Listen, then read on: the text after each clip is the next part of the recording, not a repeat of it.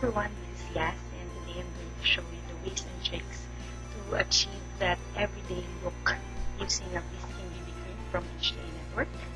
And I'll show you how this product simplifies your makeup process. So I hope you enjoy this short video.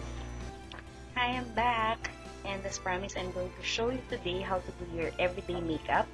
And this is going to be very simple and quick. So, pakita ko sa inyo yung mga gagamitin natin. So, what I will be using today is these brushes. So, tatlo lang siya para hindi naman complicated.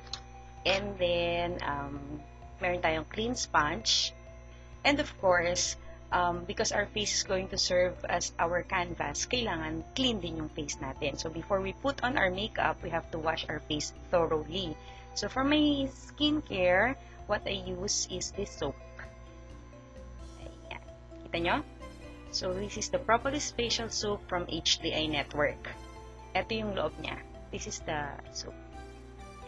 Cute, no? Okay. So, it's dark brown because it has propolis and honey. So, the propolis protects the skin naturally from bacteria para na-prevent yung pag-occur ng pimples. So, nagkakaroon siya ng deep cleansing effect sa skin natin. So, when you use it every morning and at night, malambot yung face natin at saka protected from the bacteria. Okay, so let's start with the makeup base. Ako ang ginagamit kong makeup base is the Skin BB Cream from HDI Network because it's a skincare cosmetic in one. It's a concealer foundation and at the same time, meron siyang SPF 37. So, kahit lunch break, protected yung skin ko from the harmful rays of the sun. So, meron siyang 30 ml, meron siyang 15 ml, and meron siyang 10 ml. Okay? Gusto ko siyang ginagamit kasi all natural siya. Meron siyang royal jelly.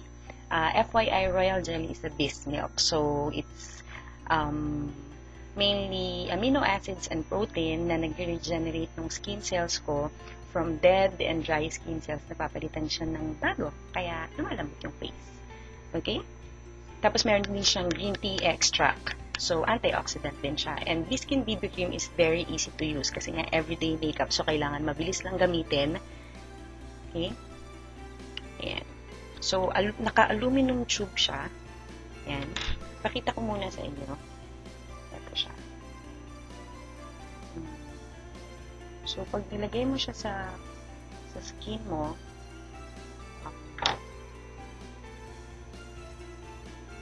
it's white. Ayan.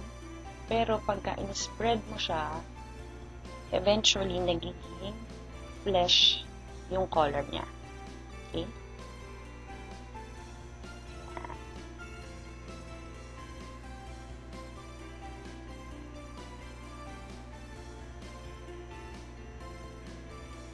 Flesh na siya.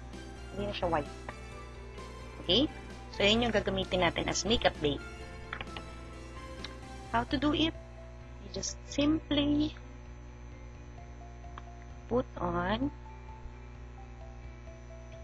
that on your forehead, cheeks, sa nose, at saka sa chin. Okay? So, pwedeng gamitin nyo yung beauty fingers nyo, itong dalawang to, or you can use your sponge. Kailangan yung sponge nyo medyo moist. Huwag yung masyadong dry na dry. Okay? So, i-dab nyo lang siya para nakaspread siya evenly. Yan.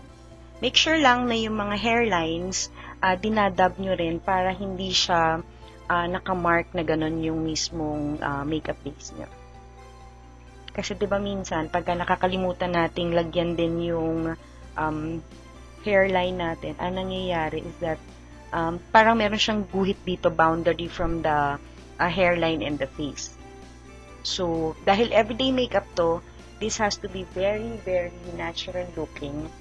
Dapat hindi siya yung masyadong extravagant.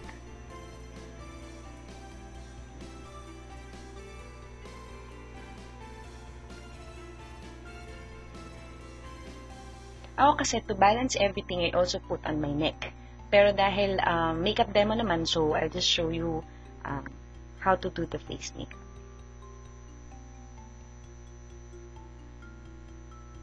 So, kung ang problema nyo is the same as my problem, which is yung dark circles around the eyes, what you need to do is just to double coat this area. Ito lang. Yung mismong shadowy area, yun, i-double coat nyo lang siya. Huwag nyo masyadong dadanihan yung pag-apply kasi masyado naman siyang magiging light. Okay? So, pwede nyong i-dab ng fingers nyo. Ayan.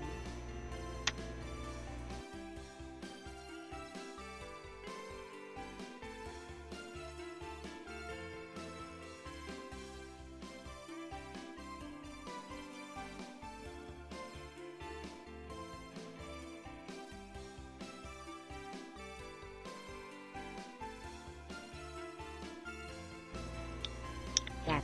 Para yung eye bags na cover niya, yung mga dark circles na cover niya. Okay? So, pwede rin tayong maglagay ng powder. Ako kasi there are days na hindi na ako nagko-cover ng powder. Especially kung, for example, the whole day I'll be staying in an air-conditioned room na hindi naman ako magpapawis. Or hindi naman ako kasi I have a very oily skin. So, usually nilalagyan ko ng powder yung T-zone, this area, pati yung nose. Kasi yun yung first na makikita yung oily. Okay? So, pagka maglalagay kayo ng powder, rub nyo lang na lang din.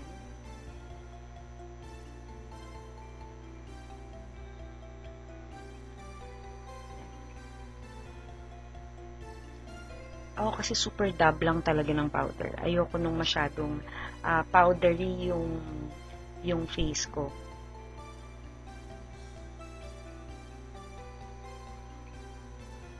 And again, dapat yung hairline nyo, dapat nako-cover nyo siya.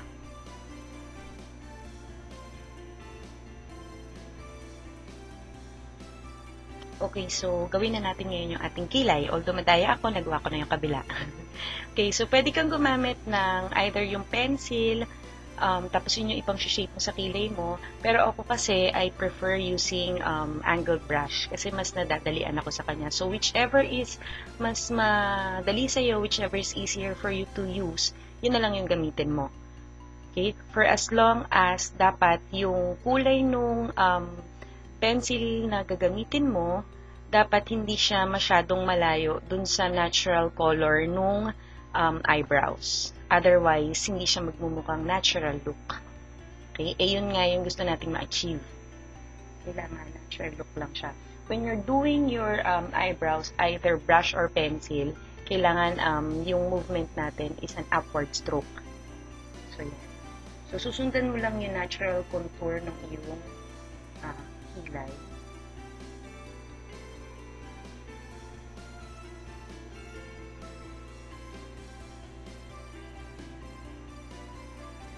Ako kasi naturally makapal yung kilay. Mas madali sa akin i-shape siya. Tapos, no nga pala when you're putting on your eyebrows na mag-exceed kayo ng sobra dito sa dulo kasi magmumukha siyang fake, magmumukha siyang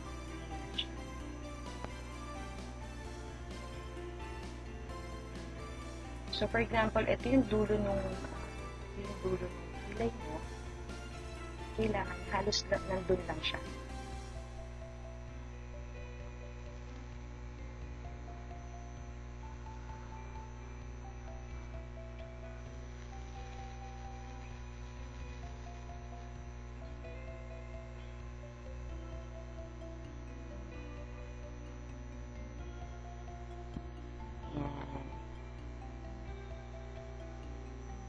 Okay, so next ang gagawin naman natin is the eyeshadow. So for eyeshadow na everyday look, kailangan hindi siya ganun ka-shimmery at saka dapat hindi siya dark. Okay? So ito yung brush na gagamitin natin. Ang pipiliin nating color is yung nude color lang.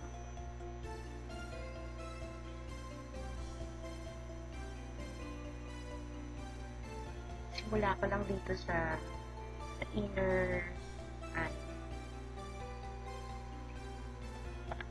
Tapos yung sa outer eye.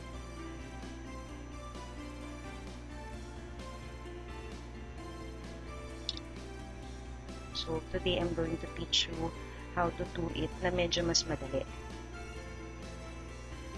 Okay.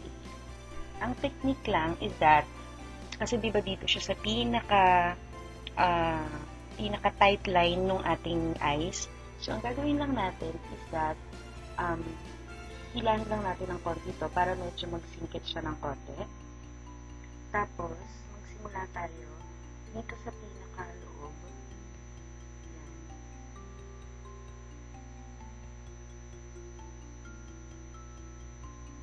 Tapos, parang nagsusulat lang tayo ng line.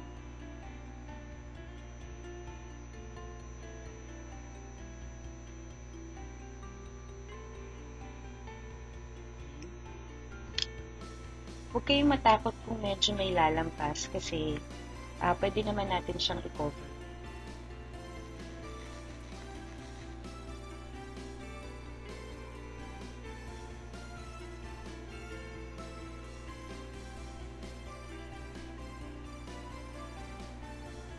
Ngayon, kung gusto niyo naman na medyo cat eyes, lagyan niyo lang ng cover.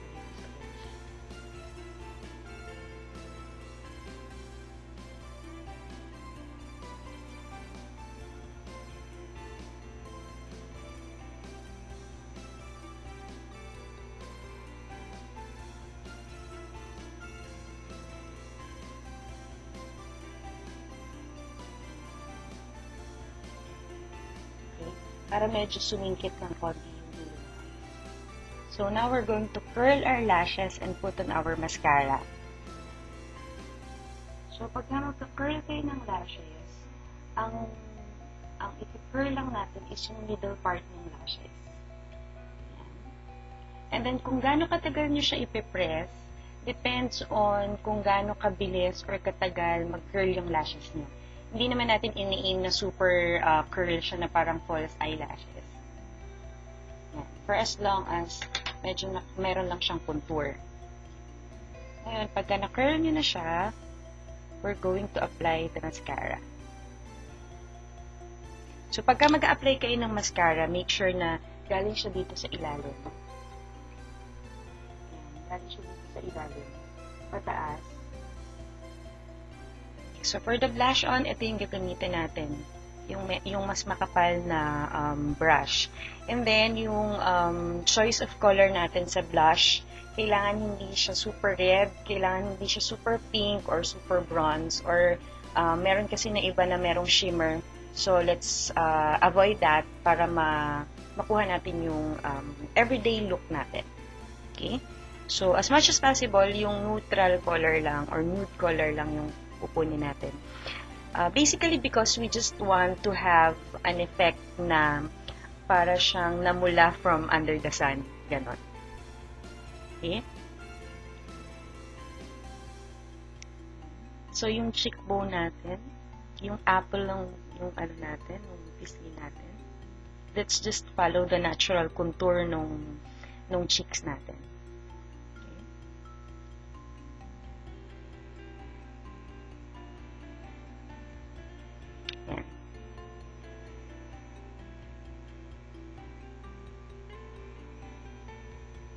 Now, you can see the difference. Ito medyo pale yung kulay niya. Samantalang this one, parang meron siyang blush effect. So, we do the same thing.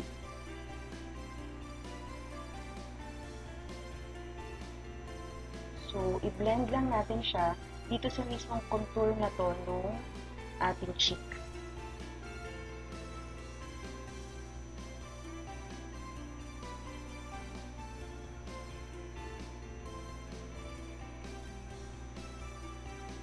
So, we're almost done.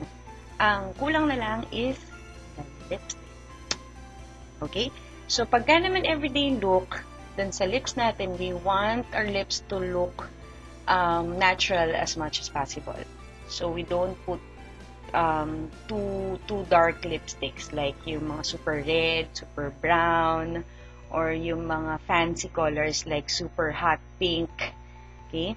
So, una natin gagawin is we put on lip balm.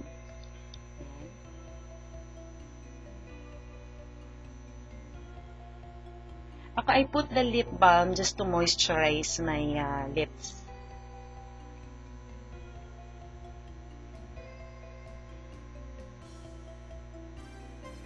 Okay? So, pag meron na akong lip balm, that's the time that I would apply my lipstick. Simple lang naman pag-apply ng lipstick. I think this is the most simple makeup application, yung paglalagay ng lipstick. So, makikita mo lang yung arc ng lips mo. Sundan mo lang yon with 2 strokes.